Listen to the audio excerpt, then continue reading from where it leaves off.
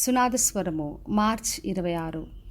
యెహోవాను బట్టి సంతోషించుము, ఆయన నీ హృదయవాంఛలను తీర్చును. కీర్తనలు 37:4. మరి ప్రతి ఒక్కరికి కూడా హృదయ వాంఛలు ఉంటాయి, ఆశలు, కోరికలు ఉంటాయి. మరి కొన్ని ఇతరులతో చెప్పుకుంటాము, ఇతరులకు కొన్ని చెప్పుకోలేము, హృదయంలో భద్రంగా దాచుకుంటాం. అయితే మన దేవుడు ఈ రోజున వాగ్దానం చేస్తున్నాడు, ఎటువంటి హృదయ వాంఛలైనా కూడా ఆయన తీర్చే దేవుడు. మనం యెహోవాను బట్టి సంతోషించినప్పుడు ఆయన మన హృదయ వాంఛల్ని తీరుస్తానని వాగ్దానం చేస్తున్నాడు. మరి మన హృదయంలో ఉన్నవి ఆశలు, కోరికలు మనుషులకు తెలియకపోవచ్చు, కానీ దేవుడు సమస్తాన్ని తెలుసుకునే దేవుడు. మన తలంపులు, మన ఆలోచనలు, మనకున్న హృదయ స్థితి అన్నీ ఆయనకు తెలుసు. అందుకే మనం వేడుకొనక ముందే ఉత్తరం ఇస్తాడు. మనం మనవి చేయకముందే ఆలకించి మరి మనకున్న ఆశల్ని, కోరికలు తృప్తిపరిచే దేవుడు.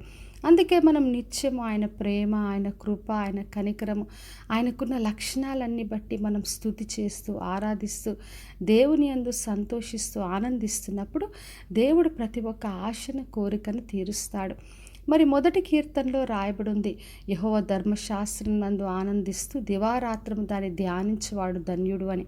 మరి దేవుని వాక్యం చదివేప్పుడు మనం సంతోషిస్తూ, ఆనందిస్తూ ధ్యానించాలి. ఎందుకంటే దేవుని చిత్తము తెలుసుకోవాలన్నా, దేవుడి లక్షణాలు తెలుసుకోవాలన్నా మనం అన్నీ కూడా ఆయన వాక్యంలోనే తెలుసుకోగలం. మరి యేసుక్రీస్తు గురించి, ఆయన రక్షణ ప్రణాళిక గురించి, ఉచితమైన కృపను గురించి, పరిశుద్ధాత్మని గురించి అన్ని విషయాలు దేవుడు తన వాక్యం ద్వారా మనకు బయలుపరుస్తాడు.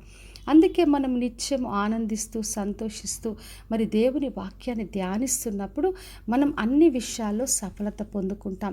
అందుకే మొట్టమొదటిగా మనం ఆయన రాజ్యమును, నీతిని వెతకాలి. మరి మత్తయి సువార్త 6:33 రాయబడింది, మనకి ఎన్ని ఆశలున్నా, ఎన్ని కోరికలున్నా మొదట మనం ఆయనను వెతికినప్పుడు అవన్నీ కూడా తీర్చబడతాయని ప్రభు వాగ్దానం చేస్తున్నాడు. కాబట్టి నా ప్రియ సహోదరి, సహోదర, మన తలంపులు, మన ఆలోచనలు ఎరిగిన దేవుడు. ప్రతి ఒక్కరి ఆశలు ఆయనకు తెలుసు. కాబట్టి మనం విశ్వాసంతో ఆయన యందు ఆనందిస్తూ, ఆయనలో సంతోషిస్తూ, నిత్యం ఆయన వాక్యం ధ్యానిస్తూ స్తుతి చేస్తున్నప్పుడు ప్రతి ఒక్క హృదయవాంఛను తీర్చి, అడగకముందే, మనం వేడుకొనక ముందే మనకు కావలసినవన్నీ అనుగ్రహించి మనల్ని దీవించే దేవుడు. కాబట్టి విశ్వాసంతో ఆయనను ఆశ్రయించి ఆయన ద్వారా మేలు పొందుకుందాం. ప్రార్థన చేసుకుందాం. పరలోకమందున మా తండ్రి, మా దేవ, ఈరోజు ఇచ్చిన వాగ్దానం కొరకే వందనాలు తండ్రి. మేమందరం కూడా మీ యందు ఆనందించే కృపను మాకు దయచేయండి. ప్రతి ఒక్కరి హృదయ వాంఛలు అందరికీ కూడా మీరే తృప్తిపరిచి, దీవించి, ఆశీర్వదించమని యేసు నామములో అడిగి వేడుకొంచున్నాను తండ్రి, ఆమెన్. ఈ శుభవచనము వినిచున్న ప్రతి ఒక్కరి జీవితంలో నెరవేర్చబడునుగాక. నేను మీ ప్రియ సహోదరి మంజులా చరణ్.